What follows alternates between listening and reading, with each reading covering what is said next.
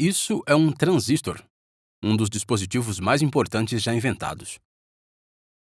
Por isso, vamos aprender como funcionam em detalhes neste vídeo.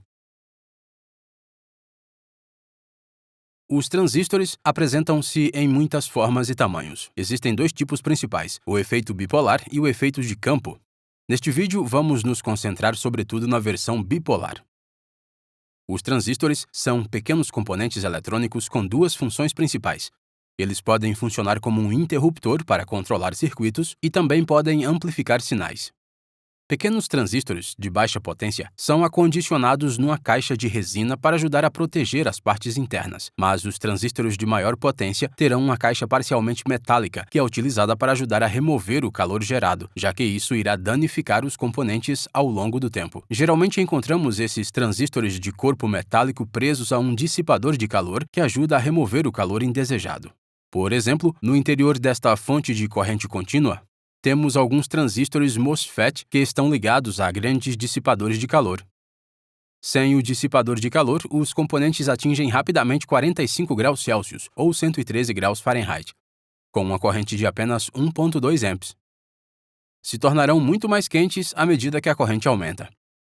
No entanto, para circuitos eletrônicos com pequenas correntes, podemos utilizar apenas os transistores de corpo de resina que não necessitam de um dissipador de calor. No corpo do transistor, encontramos algum texto, o qual nos dirá o número da peça que podemos utilizar para encontrar a ficha de dados do fabricante.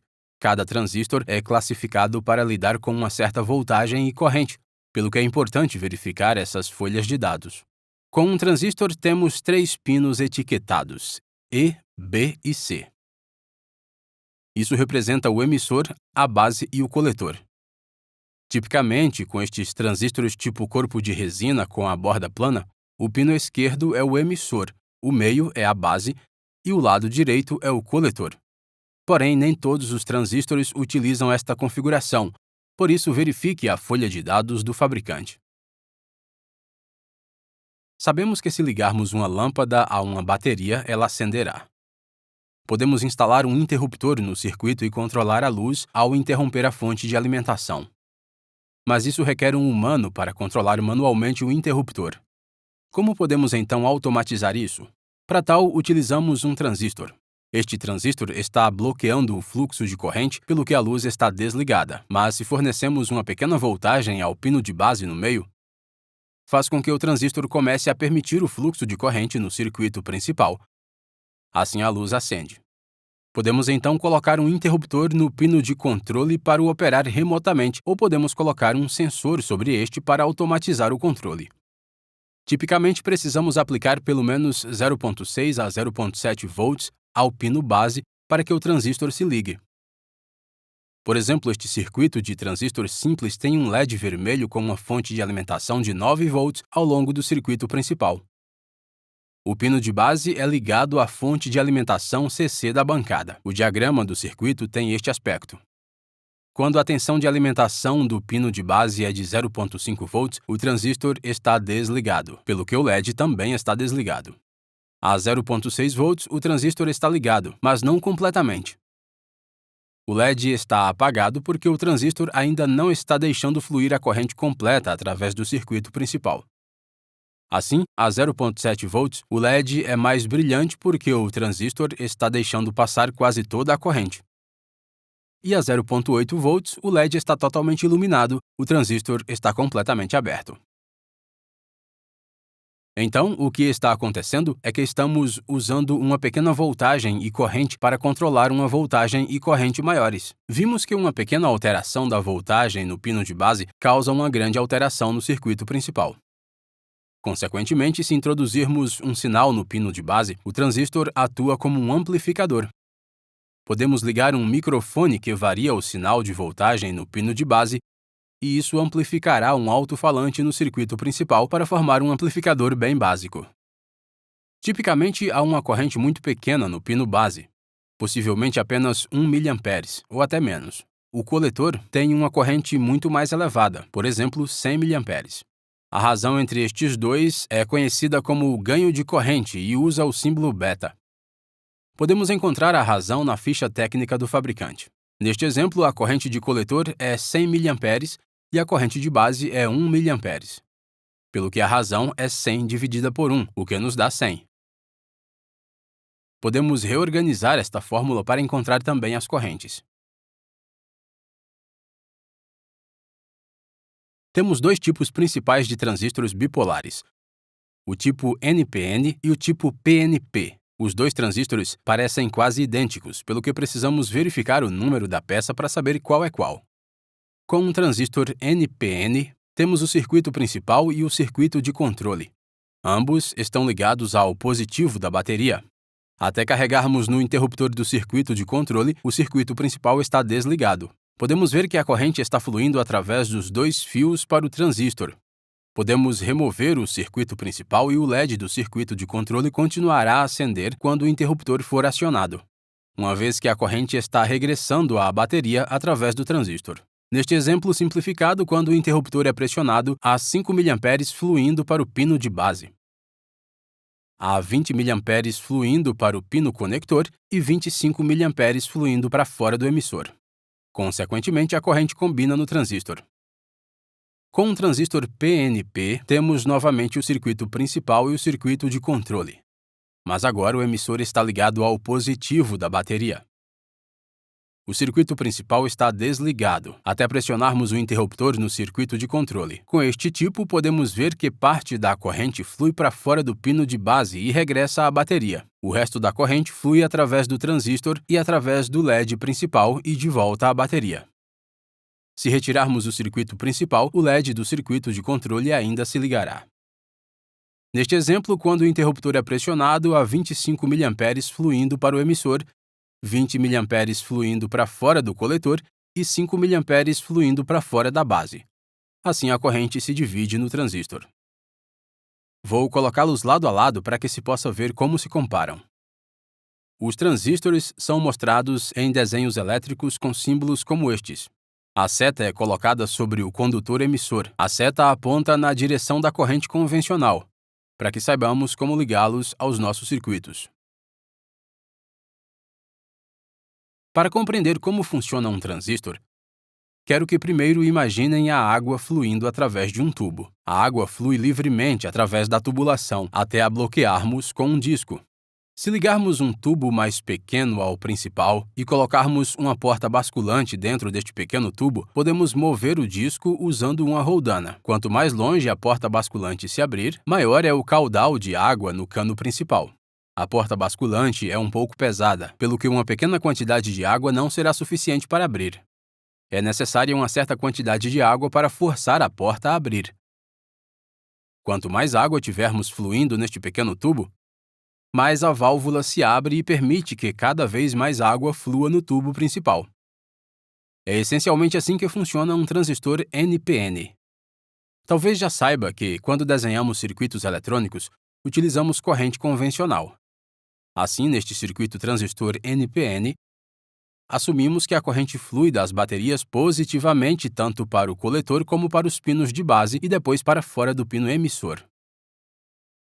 Usamos sempre esta direção para desenhar nossos circuitos. Porém, não é isso que está realmente acontecendo. Na realidade, os elétrons estão fluindo do negativo para o positivo de uma bateria. Isso foi provado por Joseph Thomson, que realizou algumas experiências para descobrir o elétron e também provar que este fluía na direção oposta. Assim, na realidade, os elétrons fluem do negativo para o emissor e depois para fora do coletor e dos pinos de base. A isso chamamos fluxo de elétrons. Vou colocá-las lado a lado para que se possa ver a diferença nas duas teorias.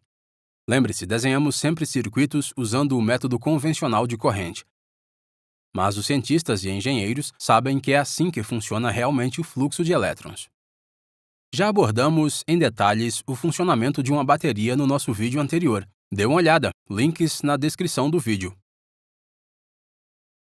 Muito bem, então sabemos que a eletricidade é o fluxo de elétrons através de um fio. O fio de cobre é o condutor e a borracha é o isolante.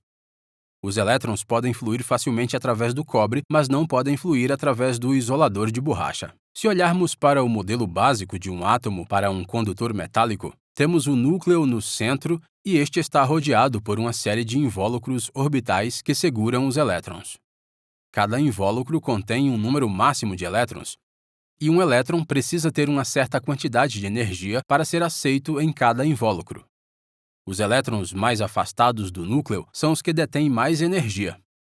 O invólucro mais exterior é conhecido como invólucro da valência. Um condutor tem entre 1 e 3 elétrons no seu invólucro da valência. Os elétrons são mantidos no lugar pelo núcleo, mas existe um outro invólucro conhecido como a banda condutora. Se um elétron pode alcançar esta, então pode se libertar do átomo e se mover para outros átomos. Com um átomo metálico como o cobre, o invólucro da valência e a banda condutora se sobrepõem, de modo que é muito fácil para os elétrons se moverem. Com um isolador, o invólucro mais externo é muito acondicionado. Há muito pouco ou nenhum espaço para que um elétron se junte. O núcleo tem um aparato firme nos elétrons e a banda de condução está longe, pelo que os elétrons não podem chegar a isso para escapar. Portanto, a eletricidade não pode fluir através deste material. No entanto, há outro material conhecido como semicondutor. O silício é um exemplo de um semicondutor. Com este material, há muitos elétrons no invólucro da valência para que seja um condutor, pelo que atua como isolador. Mas, como a banda de condução está bastante próxima, se fornecermos alguma energia externa, alguns elétrons irão ganhar energia suficiente para darem o salto para a banda de condução e ficarem livres. Portanto, este material pode atuar tanto como isolante como condutor. O silício puro não tem quase nenhum elétron livre. Por isso, o que os engenheiros fazem é dopar o silício com uma pequena quantidade de outro material, o que altera suas propriedades elétricas. Chamamos isso de doping de tipo P e N. Conjugamos estes materiais para formar a junção PN. Podemos intercalá-los para formar um transistor NPN ou PNP. No interior do transistor temos o pino coletor e o pino emissor. Entre estes, num transistor NPN, temos duas camadas de material do tipo N e uma camada de material do tipo P. O fio de base está ligado à camada do tipo P. Num transistor NPN, isso é configurado de forma oposta. Tudo isso está envolto numa resina para proteger os materiais internos. Imaginemos que o silício ainda não foi dopado, portanto é apenas puro silício no seu interior. Cada átomo do silício é rodeado por 4 outros átomos de silicone. Cada átomo quer 8 elétrons no seu invólucro de valência, mas os átomos de silício só têm 4 elétrons no seu invólucro de valência. Desta forma, eles partilham sorrateiramente um elétron com seu átomo vizinho, para obterem os 8 que desejam. Isso é conhecido como ligação covalente. Quando adicionamos no material do tipo N, como o fósforo, este tomará a posição de alguns dos átomos de silício. Os átomos de fósforo têm 5 elétrons no seu invólucro de valência. Assim como os átomos de silício partilham elétrons para obterem os 8 desejados, não precisam deste extra, o que significa que agora há elétrons extra no material e estes são livres para se mover. Com doping do tipo P, adicionamos num material como o alumínio ou aluminum. Este átomo tem apenas 3 elétrons no seu invólucro de valência. Por conseguinte, não pode fornecer aos seus 4 vizinhos um elétron para partilhar, pelo que um deles terá que passar sem ele. Isso significa que foi criado um buraco onde um elétron pode permanecer e ocupar. Temos agora 2 pedaços de silício dopado, um com muitos elétrons e outro sem elétrons suficientes. Os 2 materiais se juntam para formar uma junção PN. Nesta junção, obtemos o que é conhecido como uma região de esgotamento. Nesta região, alguns dos elétrons em excesso do lado tipo N deslocam-se para ocupar o buraco do lado tipo P. Esta migração irá formar uma barreira com uma acumulação de elétrons e buracos em lados opostos. Os elétrons são carregados negativamente e os buracos são, portanto, considerados positivamente carregados. Esta acumulação causa uma região com carga ligeiramente negativa e uma região com carga ligeiramente positiva. Isso cria um campo elétrico e impede a passagem de mais elétrons. A diferença potencial através desta região é tipicamente de cerca de 0,7 volts. Quando ligamos uma fonte de tensão através das 2 extremidades, com o positivo ligado ao material do tipo P, isso criará uma polarização para frente e os elétrons começarão a fluir. A fonte de tensão tem que ser maior que a barreira de 0,7 volts caso contrário, os elétrons não conseguem fazer o salto. Quando invertemos a fonte de alimentação de modo a que o positivo seja ligado ao material do tipo N, os elétrons retidos na barreira serão puxados de volta para o terminal positivo e os buracos serão puxados de volta para o terminal negativo. Isso provocou uma polarização inversa. Num transistor NPN, temos duas camadas de material do tipo N, pelo que temos duas junções e, por conseguinte, duas barreiras. Deste modo, nenhuma corrente pode fluir através dele normalmente. O material do tipo N emissor é fortemente dopado, pelo que há aqui um grande excesso de elétrons. O tipo P de base é ligeiramente dopado, pelo que existem aqui alguns buracos. O coletor do tipo N está moderadamente dopado, por isso há aqui um pequeno excesso de elétrons. Se ligarmos uma bateria através da base e do emissor, com o positivo ligado à camada do tipo P, isso criará uma polarização para frente. A polarização para frente provoca o colapso da barreira desde que a voltagem seja de pelo menos 0,7 volts. Assim, a barreira diminui e os elétrons correm para preencher o espaço dentro do material do tipo P. Alguns destes elétrons irão ocupar um buraco e serão puxados para o terminal positivo da bateria. A camada do tipo P é fina e foi ligeiramente dopada de propósito, de modo que há uma baixa probabilidade de os elétrons caírem dentro de um buraco. O restante permanecerá livre para se mover à volta do material. Assim, apenas uma pequena corrente fluirá para fora do pino base, deixando um excesso de elétrons agora no material do tipo P. Em seguida, se ligarmos outra bateria entre o emissor e o coletor, com o positivo ligado ao coletor, os elétrons carregados negativamente dentro do coletor serão atraídos para o terminal positivo, o que provoca uma polarização inversa. Se lembrar, com a polarização inversa, os elétrons e os orifícios da barreira são puxados para trás. Assim, os elétrons do lado do tipo P da barreira são puxados para o lado do tipo N, e os buracos do lado do tipo N são puxados de volta para o lado do tipo P. Já existe um número excessivo de elétrons no material do tipo P, pelo que se deslocarão para ocupar estes buracos e alguns deles serão puxados transversalmente porque a voltagem desta bateria é maior, pelo que a atração é muito maior. Ao serem puxados transversalmente, estes elétrons fluem para dentro da bateria, de modo que se desenvolve uma corrente através da junção de polarização inversa. Uma tensão mais alta no pino de base abre completamente o transistor, o que significa mais corrente e mais elétrons se movendo para a camada do tipo P e, portanto, mais elétrons são puxados através da polarização inversa. Também vemos mais elétrons fluindo no lado emissor do transistor comparativamente ao lado coletor. Certo, isso é tudo para este vídeo, mas para continuar aprendendo sobre a engenharia eletrônica, clique em um dos vídeos na tela agora e eu te vejo na próxima lição. Não esqueça de nos seguir no Facebook, Twitter, Instagram, LinkedIn e, claro, theengineeringmindset.com.